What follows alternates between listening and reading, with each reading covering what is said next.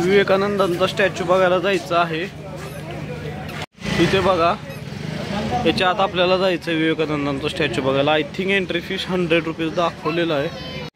तर आता विवेकानंदांचा स्टॅच्यू नाही बघायला आलो। आय थिंक आम्ही आलेलो आहे इकडे बोटिंग करायला। आता याच्यामध्ये इथे बोट आहेत, याचं एका पर्सनचं तिकीट आहे 100 रुपये। इकडे तुम्ही बघू शकता अशा पद्धतीचा व्ह्यू आहे।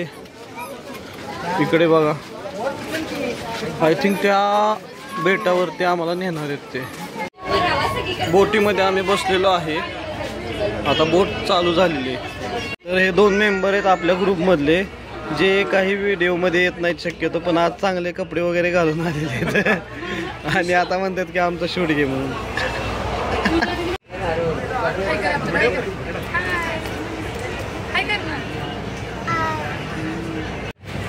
सर्वजण बोट मध्ये बसलेलो आहे। ही बोट आपल्याकडच्या एसटी सारखीच आहे। आता ही आपल्याला घेऊन जाणार आहे विवेकानंद रॉक मेमोरियल स्टॅच्यू बघायला।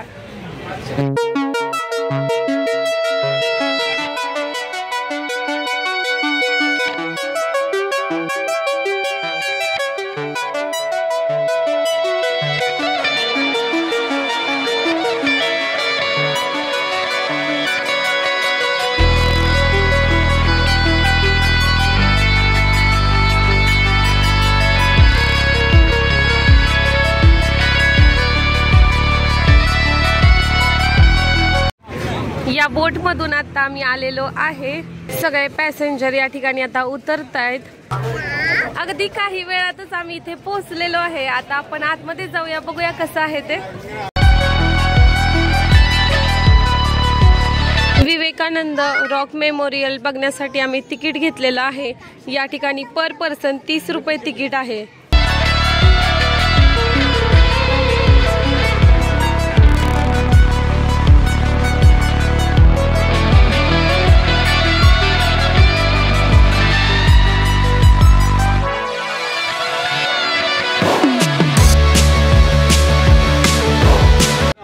हे बघा, मंदिर अशा पद्धतीनं दिसतंय।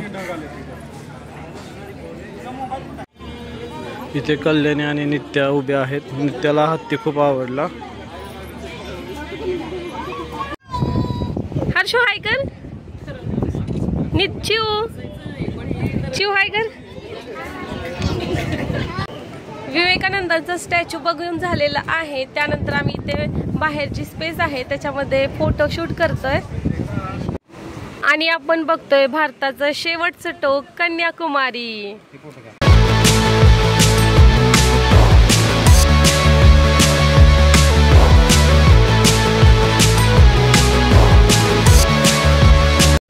हे बघा, या ठिकाणी ना काच टाकलेली आहे, काचेचा ब्रिज केलेला आहे। खाली समुद्र वाहतोय आणि आम्ही त्याच्यावरून चालतोय अक्षरशः।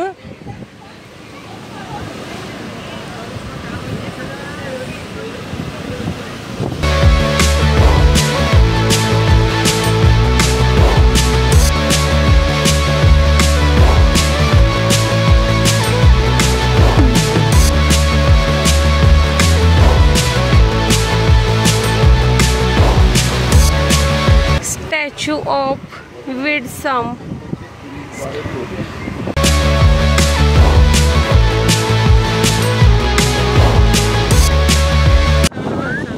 ఒకటే 75 ఉంటుంది, ఎప్పుడు యూజ్ చేయొచ్చు అంటే అది సపరేట్ 75 ఉండదు।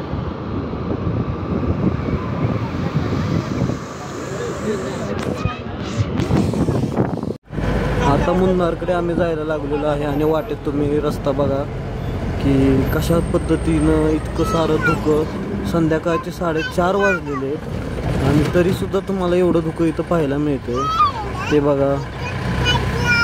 आणि इथे पवनचक्कीसुद्धा आहेत। खूपच छान असा नजारा इथे दिसतोय आपल्याला।